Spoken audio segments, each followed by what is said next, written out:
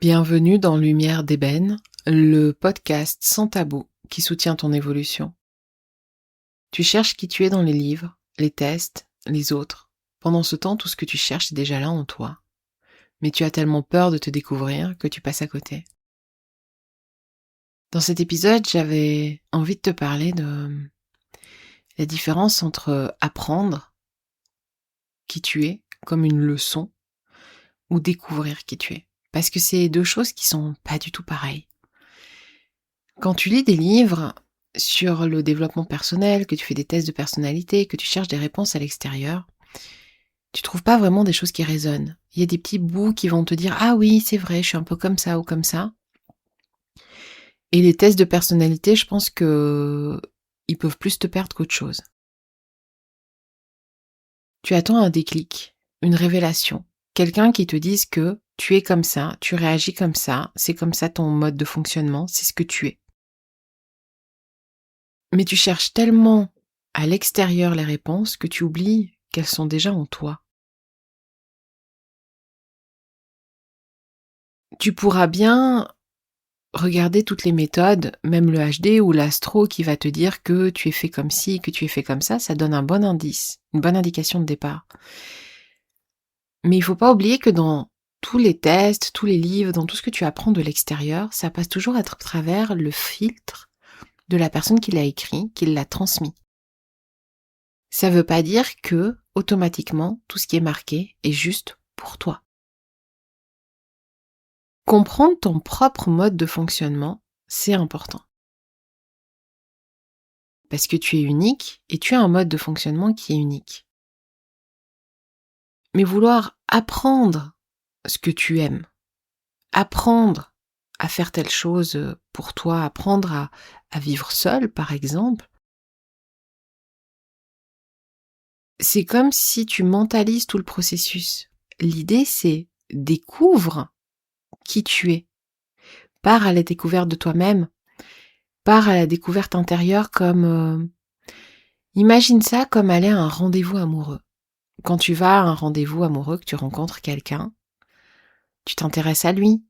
Tu lui poses des questions, tu lui demandes ce qu'il aime, tu regardes, t'écoutes ses réponses, tu échanges avec lui, t'apprends à le connaître de cette manière-là. Aussi quand tu le regardes vivre, dans les moments que tu partages avec lui ou avec elle, c'est comme ça en fait que tu découvres qui est la personne qui est à côté de toi.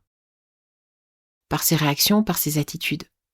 C'est pas que parce qu'elle te dit, mais c'est aussi par l'observation que tu as de ses réactions, de ses interactions avec les autres, de sa façon d'être. C'est pas en lisant un bouquin sur sa vie que tu vas comprendre une personne.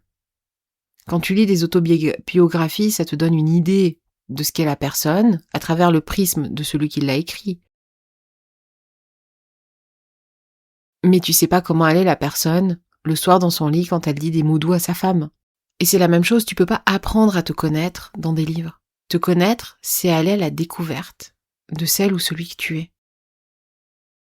Et pour ça, à part t'observer et passer du temps avec toi-même, il n'y a pas 1000 solutions. C'est observer tes réactions, ton attitude, tes comportements, tes pensées, ta façon d'être, ton corps. C'est ça en fait qui va te permettre de comprendre qui tu es, ce que tu aimes, ce que tu n'aimes pas, ce qui te fait du bien, ce qui te fait pas du bien. Tu vois, par exemple, tu dis « Ah, mais j'adore passer du temps avec cet ami, on a toujours des super discussions. » Est-ce que tu t'es demandé si à la fin de ces discussions, ça te fatigue ou pas? Ou bien tu adores aller à ton cours de danse, t'as énormément de plaisir, mais est-ce que quand tu rentres de ton cours de danse, t'es nourri ou t'es fatigué? Parce que ça a une importance. Parce que peut-être que tu aimes les cours de danse, mais peut-être que t'aimes pas les cours de danse dans l'endroit où tu es. Parce qu'il y a peut-être des personnes qui te conviennent pas et t'en as pas conscience. Observer ce qui te donne de l'élan, ce qui te nourrit, ce qui te fait du bien, et observer ce qui t'épuise, ça te permet déjà de découvrir ce que tu aimes ou ce que tu n'aimes pas.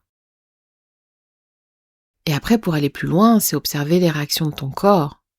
Parce que ton corps, c'est ta boussole, c'est lui qui va t'aider, à te guider, à te connaître.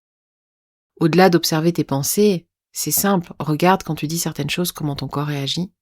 Regarde dans certains environnements comment il est. Est-ce qu'il est tendu, détendu? Comment est-ce qu'il se sent? Il a déjà toutes les réponses sur qui tu es.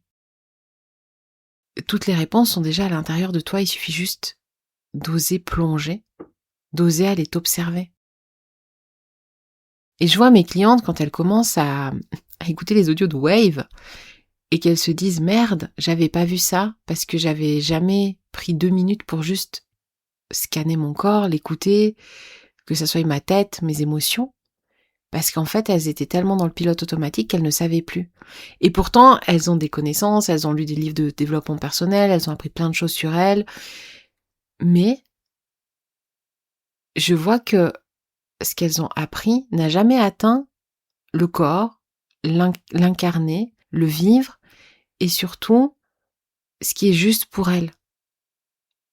J'ai des clientes qui sont arrivées avec des concepts de routine infernale qui les épuisaient, et elles en avaient même pas conscience. Le problème, c'était pas que la routine est mauvaise, c'est qu'elle n'est pas adaptée à elle. Mais comme elle n'avait pas conscience que sa fatigue venait de là, parce qu'elle ne s'écoutait pas, elle pouvait rien changer. C'est pour ça qu'apprendre à te connaître, apprendre à connaître ton mode de fonctionnement, comment tu es, qui tu es, ce que tu fais, ce que tu aimes, c'est ce qui te permet de te sentir bien dans ta vie. Parce que si t'es tout le temps en train de faire une activité qui est en train de te tuer à petit feu et de t'épuiser, et que tu te dis « je comprends pas, je me lève tous les matins fatiguée », comment peux-tu changer quelque chose si t'as pas conscience que c'est cette activité-là précisément qui te fatigue? Ça peut être des trucs cons. Ça peut être comme scroller sur les réseaux avant de dormir. Il y a des gens à qui ça fait peut-être du bien, puis il y a d'autres à qui ça ne convient pas.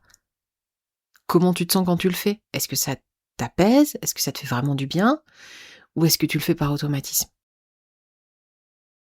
Et c'est ça, peut-être que c'est ton heure de réveil. On t'a dit qu'il fallait te lever tôt, mais peut-être que toi t'es une couche tard, ou vice-versa.